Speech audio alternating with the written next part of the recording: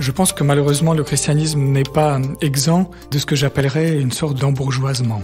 Et cet embourgeoisement comporte la rupture avec la nature, avec le monde rural, avec les traditions d'élevage. Et cet embourgeoisement du christianisme, une de ses conséquences, c'est effectivement la crise écologique que nous connaissons.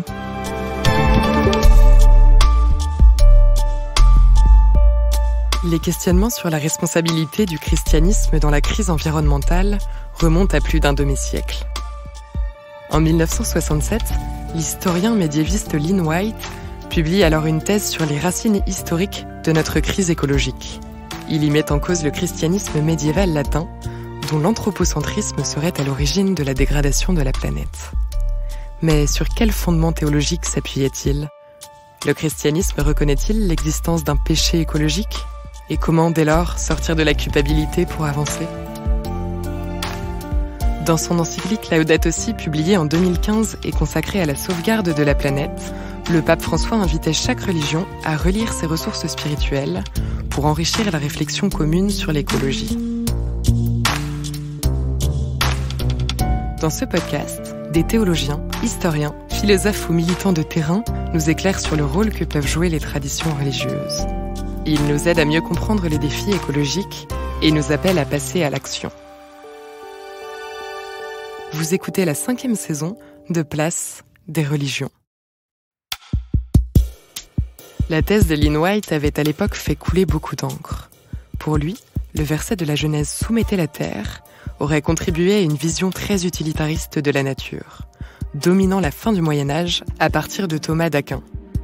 Mais d'après le théologien protestant Martin Kopp, spécialiste de la décroissance, et la journaliste et militante écologique catholique Christine Christophe Lardet, il ne faut, toutefois, pas faire une lecture trop manichéenne de ce texte biblique.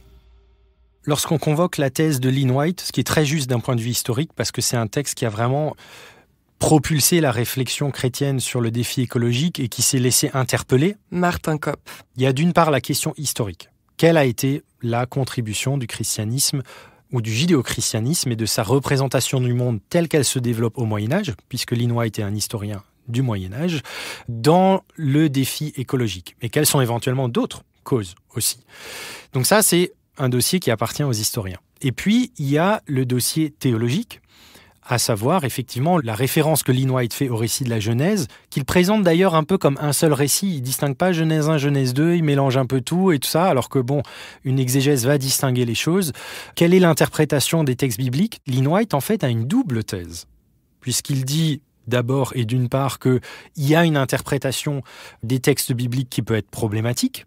Et bien sûr, dominer la terre et assujettisser les autres êtres vivants, et les deux verbes sont tout aussi problématiques. Mais il termine en disant aussi que dans la tradition chrétienne, il y a saint François d'Assise et il y a des ressources. Et en fait, le christianisme pourrait vivre sa réforme verte. Et il propose quelque chose qui sera mis en œuvre, si je ne me trompe pas, par Jean-Paul II par la suite, en 79, je crois, qui est de nommer saint François patron des écologistes. Donc en fait, Lynn White, sa thèse, elle est double. Et elle dit à la fois le négatif et elle dit aussi la possibilité du positif. Et souvent, on oublie de dire que son article termine sur cet appel-là. Ma position par rapport à ce texte, que je trouve très intéressant en fait. Christine Christophe Lardet. D'une part, il analyse les causes profondes. Il va chercher les causes profondes, notamment spirituelles, de nos dysfonctionnements par rapport à la nature. Et c'est la première chose à saluer. Ensuite, le christianisme, le catholicisme latin en particulier, l'a pris comme une vraie accusation, comme une vraie gifle. Et on peut le comprendre, parfois les mots sont un peu durs dedans. Mais en fait, Lynn White n'accuse pas le catholicisme. Alors oui, il dit c'est la responsabilité, mais avec beaucoup de nuances et de torts partagés. C'est dans une dimension, je dirais, assez culturelle, pas de modernisme, mais d'une approche techno-scientifique qui est notamment présente et encouragée par la vision de la nature dans la tradition chrétienne. Voilà, donc c'est pas réduire ça à une accusation. Mais Lynn White s'interroge vraiment fondamentalement sur pourquoi on en est arrivé là aujourd'hui. Et je pense que ce questionnement est vraiment pertinent. Voilà, donc moi je suis contente que White ait mis les pieds dans le plat et je crois que c'est une très bonne chose pour notre ego. Et ça nous permet d'interroger notre foi puis les impasses de nos modes de pensée. Comment ces différents spécialistes comprennent-ils le verset controversé de la Genèse « Soumettez la terre ». Pour beaucoup, il faut le rapprocher avec d'autres passages bibliques, replaçant l'homme dans une relation plus respectueuse de la nature. Le père Alexandre Signakov, recteur du séminaire orthodoxe d'Épinay-sous-Sénart, dans l'Essonne, et qui vit au milieu de ses troupeaux dans un ermitage dans la Sarthe, tente de nous éclairer. Les paroles attribuées à Dieu dans le livre de la Genèse, invitant l'homme à dominer la nature, je les lis exclusivement à la lumière des autres paroles, mais cette fois-ci de Jésus-Christ, prononcées à ses disciples, où il dit que celui qui veut être parmi vous le premier, qu'il soit le serviteur de tous. Donc cette primauté ou domination de l'homme sur la nature qui lui est confiée par le livre de la Genèse, eh bien pour moi c'est une invitation à se mettre au service de cette nature et des autres êtres vivants qui peuplent notre planète. Donc je vois ça vraiment toujours dans le même esprit. Qui veut être parmi vous le premier, qu'il soit le serviteur de tous. Si l'homme est le maître de la nature, si une domination lui est confiée, elle ne lui confère pas le droit d'instrumentaliser à ses propres fins égoïstes cette nature, mais elle lui confère la primauté du service. C'est à lui de servir plus que les autres êtres vivants de la planète, c'est à lui d'en prendre soin, parce que s'il veut être le premier, eh bien il faut qu'il soit le serviteur de tous. Donc voilà, c'est vraiment dans cet esprit évangélique, et pour moi les deux paroles, celle de la Genèse, dominez la terre et soumettez-la, et celle du Christ, si vous voulez être les premiers, vous devez servir les autres, eh bien pour moi ils sont absolument indissociables. Et en fait les paroles du Christ viennent expliciter ce qui a été si mal compris pendant des siècles et reste encore mal compris dans beaucoup d'esprits par rapport au livre de la Genèse. Si vous prenez au sérieux le psaume qui dit que la terre et tout ce qu'elle contient appartient au Seigneur, la terre ne nous appartient pas. Martin Kopp.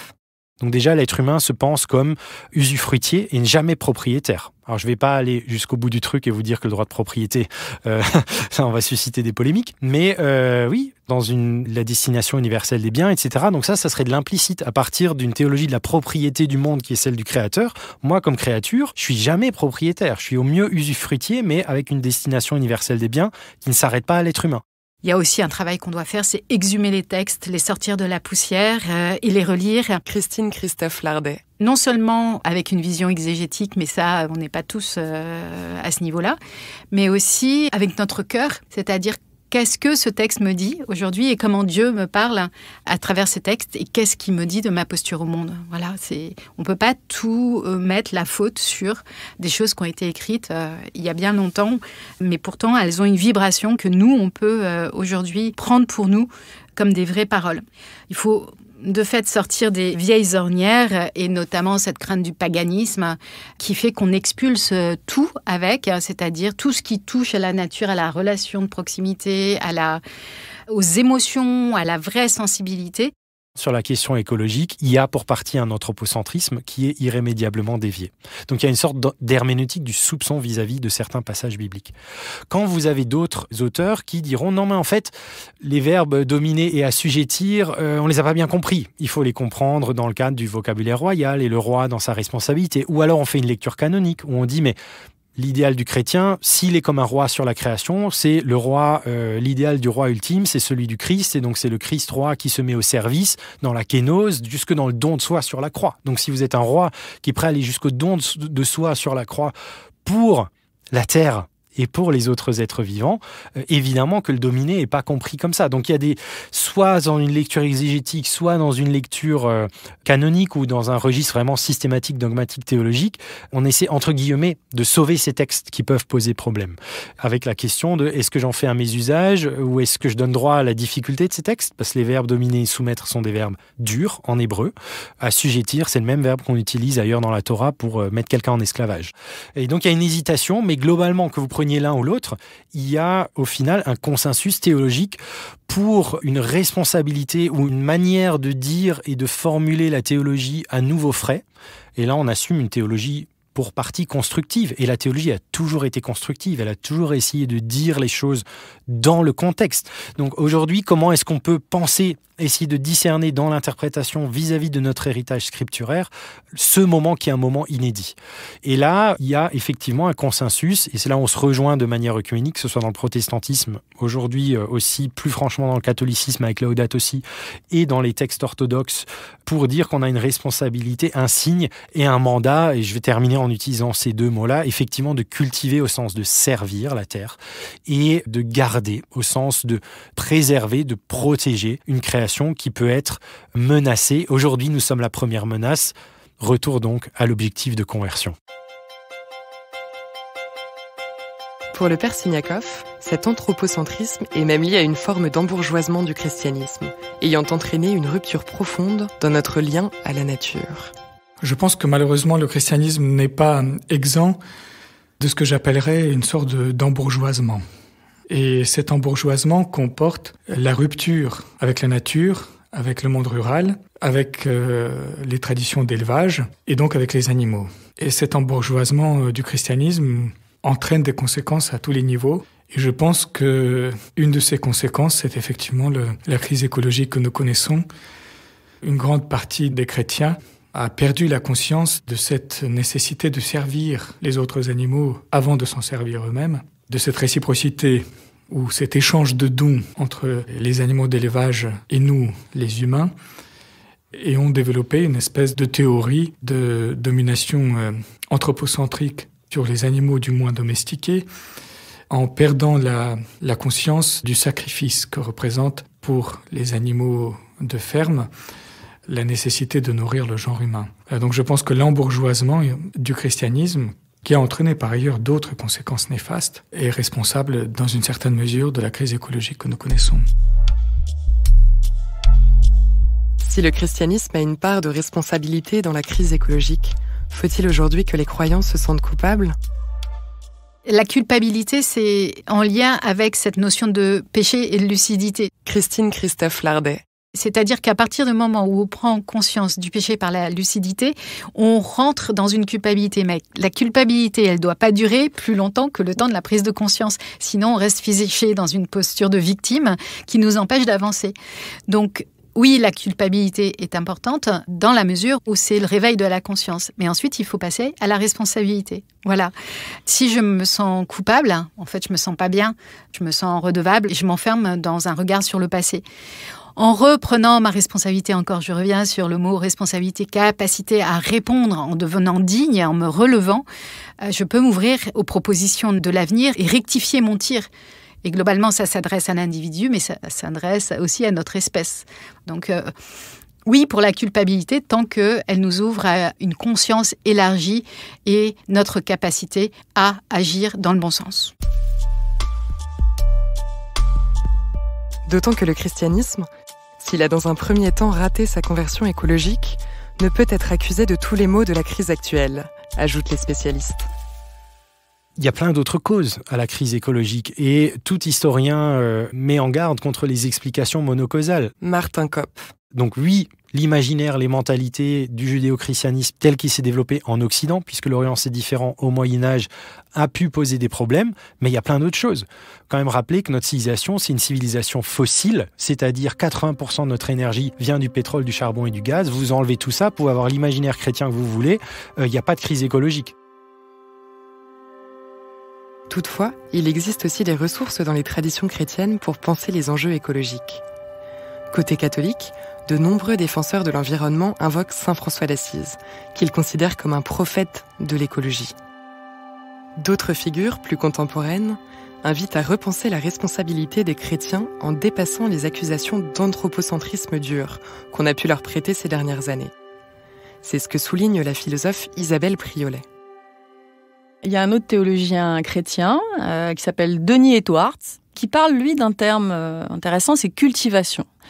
Cultivation de la création, c'est l'idée que la nature n'est pas au service de l'homme, mais l'homme au service de la nature. C'est-à-dire que l'homme a une place bien spécifique à nouveau dans la création, mais cette spécificité, cette intelligence, ces qualités qui lui sont propres, qui font de sa ressemblance avec Dieu, il va les mettre au service de la nature, pour la porter vers le salut, pour la parfaire. Et je crois que cette idée, elle est assez parlante.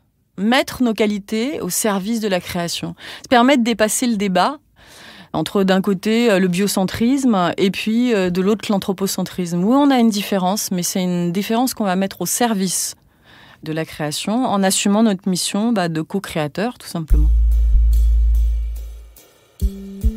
À en croire le père Siniakov, l'orthodoxie a également joué un rôle particulier, relativement pionnier, dans la manière de penser le lien avec la nature. Il n'y a pas vraiment de spiritualité orthodoxe autre que la spiritualité monastique. Or, la spiritualité monastique est extrêmement liée à l'érémitisme et donc à la nature. En réalité, les moines des origines, ce ne sont pas, comme on les imagine aujourd'hui, des membres d'une très grande communauté vivant dans un lieu clos sous la direction d'un abbé. Ce sont plutôt des ermites, des anachorètes, comme on disait à l'époque, qui vivent dans le désert, pas nécessairement désert dans le sens géologique du terme, mais qui vivent à l'écart de la civilisation humaine, c'est-à-dire à l'écart des villes, donc à la campagne, donc entourés des animaux. Le monachisme oriental est donc un monachisme profondément imprégné par cette cohabitation avec la nature plus ou moins sauvage, et donc avec les animaux. Et presque toutes les figures, les grandes figures monastiques orientales, à un moment ou à un autre de leur hagiographie, on parle de leur rencontre avec les animaux. Une rencontre qui manifeste toujours une sorte de respect mutuel, de service réciproque et d'une harmonie particulièrement manifeste. On parle des ermites qui cohabitent avec des lions, on parle de Saint-Serge de Radonège qui s'occupe d'un ours et qui cohabite avec lui. Les moines, fuyant les villes, habitant à la campagne, manifestent déjà dans leur vie cette prophétie d'Isaïe où le loup habitera avec l'agneau, où le petit enfant couchera avec le serpent, cette réconciliation ultime, cette harmonie eschatologique entre l'homme et l'ensemble des êtres vivants qui l'entourent.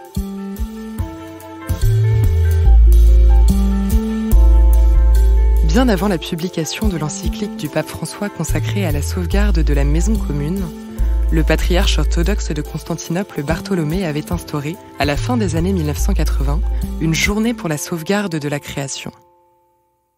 La tradition monastique orthodoxe continue à jouer un rôle très positif dans cette prise de conscience, dans tous les patriarcats et dans toutes les églises orthodoxes locales, c'est évident. Mais le fait que, même chez nous, dans le monde orthodoxe, aujourd'hui, la plupart des fidèles sont des habitants de villes, a quand même un certain nombre de conséquences. Et beaucoup d'églises orthodoxes ont instauré des journées de prière pour la sauvegarde de la création, mais il ne suffit pas de prier. Il faut renouer le lien vivant, quotidien, avec les animaux. Et malheureusement, ce n'est pas possible dans les grandes villes. La présence des animaux de compagnie n'est pas suffisante non plus. Ce lien avec les animaux doit être restauré pour les chrétiens orthodoxes comme pour les chrétiens catholiques, pour que, ne serait-ce que les images des paraboles évangéliques de Jésus-Christ soient non plus abstraites, mais tout à fait incarnées. Au-delà des actions à mener et des ressources existantes, faut-il encore aller plus loin ? Les chrétiens doivent-ils reconnaître l'existence d'un péché écologique ? Cette question engage leur responsabilité, notamment vis-à-vis des futures générations. La Bible envisage souvent cette chaîne intergénérationnelle. Comme le suggère par exemple le verset du prophète Ézéchiel, « Les pères ont mangé des raisins verts et les dents des enfants ont été agacées ». L'enseignante et philosophe Isabelle Priolet s'appuie sur le principe de responsabilité, un ouvrage écrit par le philosophe Hans Jonas, montrant comment nos comportements engagent durablement nos enfants. Son premier mérite, pour nous c'est un peu évident, mais ça a été un des premiers à étendre la sphère de l'éthique au-delà de la relation interhumaine pour englober toute la biosphère. Mais in fine, cette responsabilité dont nous parle Jonas, elle rejoint un enjeu proprement humain. L'enjeu de l'éthique de Hans Jonas, il est profondément ontologique. Et pourquoi ? C'est que, alors, il nous parle du risque de surnaturer la planète et donc de la dénaturer, de l'artificialiser. Et il prend un exemple. Il nous dit L'avilissement ultime d'organismes doués de sens, capables de mouvement, sensibles et pleins d'énergie, réduits à des états de machines à pondre et de machines à viande, privés d'environnement, enfermés à vie, artificiellement éclairés, alimentés automatiquement, n'a presque plus rien de commun avec la nature, et il ne saurait être question d'ouverture ou de proximité à l'égard de l'homme. C'est-à-dire qu'en faisant ça, l'agriculture intensive dans ses visages les plus cauchemardesques, on tourne le dos à notre propre humanité en tournant le dos au vivant. Un jour, on sera capable peut-être de faire des œufs carrés. Est-ce que c'est être encore humain que de se couper à ce point-là du socle, le vivant, qui fonde notre humanité ? Et c'est pour ça qu'au cœur de ce bouquin, il y a une maxime de responsabilité, façon Hans Jonas, qui d'ailleurs évoque un peu Kant. Dans sa formulation, je vais vous la lire, c'est « agis de telle façon que les effets de ton action soient compatibles avec la permanence d'une vie authentiquement humaine sur Terre ». On pourrait bien se réveiller un jour, je pense au transhumanisme, je pense à toutes ces choses, et avoir quelque part renoncé à ce qui fait notre humanité.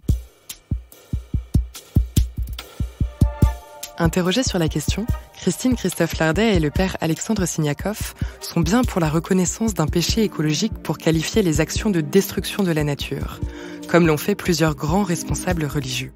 Le patriarche Bartholomé, cité par le pape, s'exprime aussi sur cette notion de péché contre la création, en disant que les hommes détruisent la diversité biologique dans la création de Dieu, que les hommes dégradent l'intégrité de la terre en provoquant le changement climatique, en dépouillant la terre de ses forêts naturelles ou en détruisant des zones humides, que les hommes polluent des eaux, le sol, l'air, tout cela, ce sont des péchés.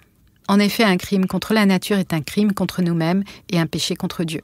Je pense que ce que certains appellent le péché écologique, c'est en réalité une manifestation de l'égoïsme anthropocentrique d'une grande partie d'entre nous. Donc ce travers de notre activité, de notre vision du monde, a été dénoncé depuis la nuit des temps par les prophètes, qu'ils soient de l'Ancien ou du Nouveau Testament. Pour moi, la destruction de la nature ou le manque de respect à son égard est un véritable péché. C'est le péché de l'orgueil, de l'égoïsme, de l'égocentrisme. Et je ne vois pas d'autre mot que le péché pour désigner cette déviance. Tout ce qui, d'ailleurs, dans la perspective de l'évangile de Jésus-Christ, tout ce qui n'est pas service d'autrui, tout ce qui n'est pas bien rendu à autrui est péché. Et la seule parabole du jugement dernier que nous avons entendue de la bouche du Christ nous rappelle d'ailleurs que nous serons jugés à la fin de notre vie, à la fin de l'histoire humaine, non pas tant pour le mal que nous avons commis que pour le bien que nous avons omis. Donc l'Évangile est beaucoup plus exigeant que tout autre système religieux à l'égard de l'être humain. Il lui demande non seulement de s'abstenir du mal, mais de n'éviter aucune occasion de faire le bien. Donc pour nous, le péché, ce n'est pas seulement de faire mal. Or, faire du mal à la nature, c'est un mal, donc c'est sans aucun doute un péché.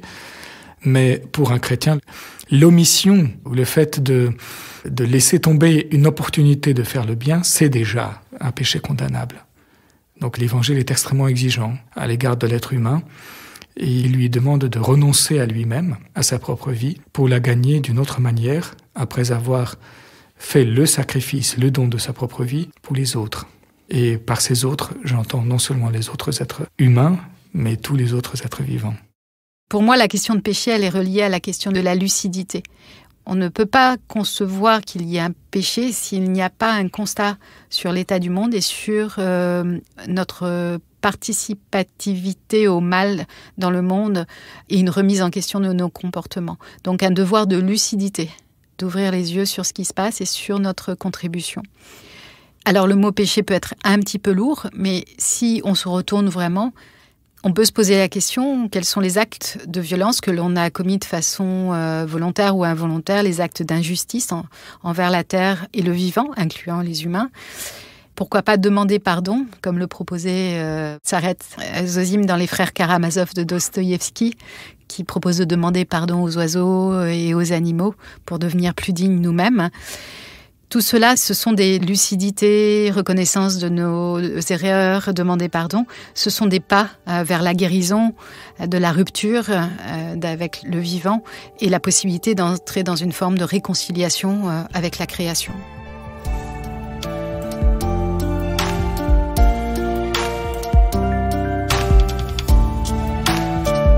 Vous venez d'écouter un épisode de la 5e saison de Place des religions. S'il vous a intéressé, n'hésitez pas à le partager et à vous abonner à notre podcast. Place des religions est à retrouver sur toutes les plateformes, sur le site et l'appli La Croix.